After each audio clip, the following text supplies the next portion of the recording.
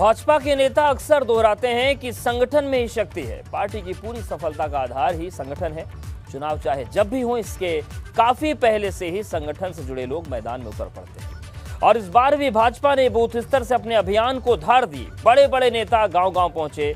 पन्ना प्रमुख से लेकर पार्टी अध्यक्ष तक सबसे बड़े मिशन में दिन रात जुटे रहे। मिशन कामयाब हुआ और अब यूपी के तमाम हिस्से के लोग नए मंत्रिमंडल में अपने इलाके की नुमाइंदगी की उम्मीद कर रहे हैं। ऐसे में इन उम्मीदों पर खरा उतरना बड़ी चुनौती है।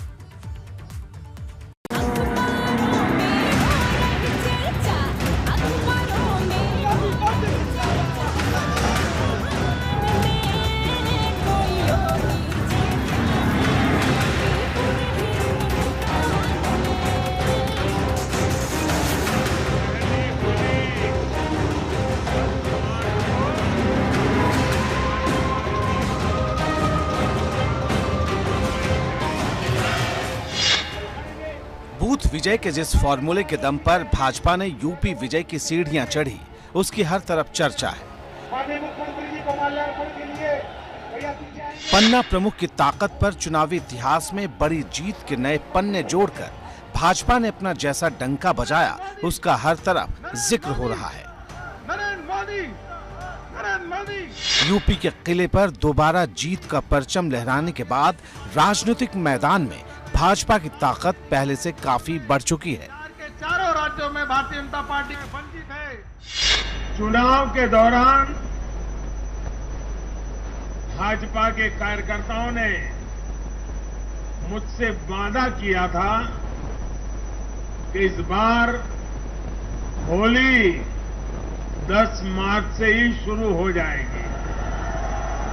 हमारे कर्मठ कार्यकर्ताओं ने ये विजय ध्वज फहरा करके इस वायदे को पूरा करके दिखाया है। जब हम भ्रष्टाचार और बेईमानी से लड़ रहे थे, तब ये लोग भारतीय जनता पार्टी के खिलाफ साजिश रचने का कार्य कर रहे थे, सरकार के खिलाफ साजिश रचने का कार्य कर रहे थे।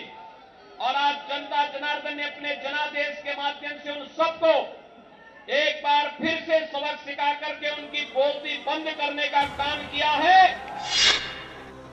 जनता ने भाजपा पर दोबारा भरोसा जताया है। ऐसे में पार्टी के ऊपर जिम्मेदारियां पहले के मुकाबले बढ़ गई हैं।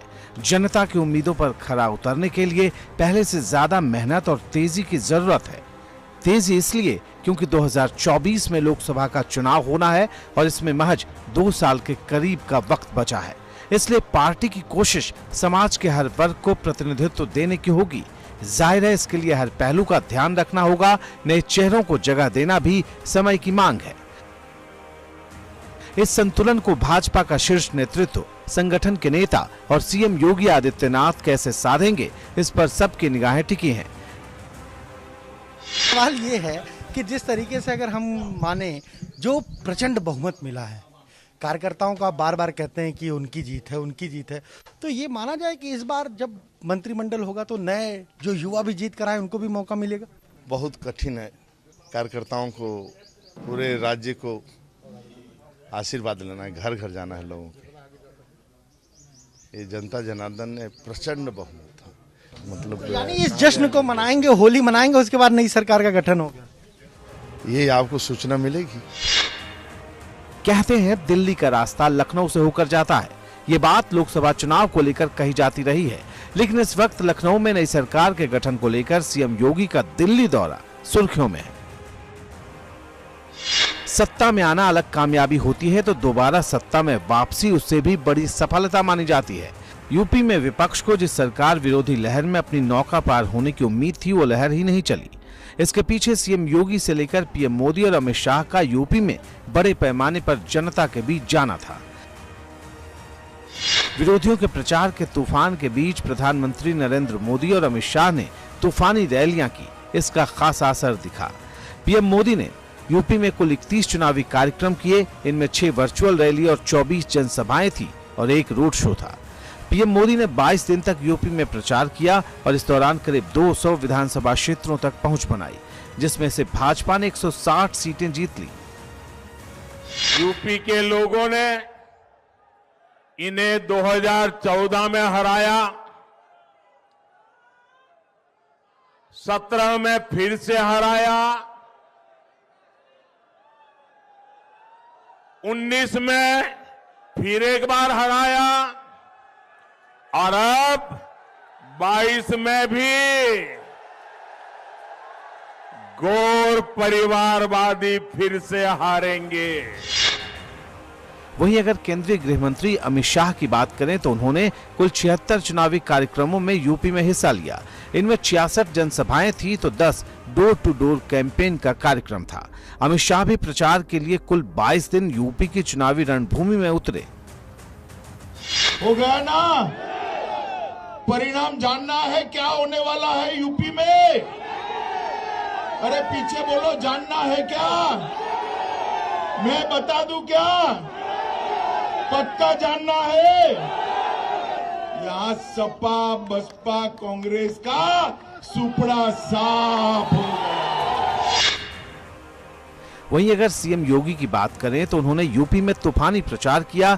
मुख्यमंत्री योगी आदित्यनाथ ने प्रचार के दौरान कुल 184 चुनावी कार्यक्रमों में शिरकत की। इनमें 172 जनसभाएं थीं तो 2 वर्चुअल रैली थी।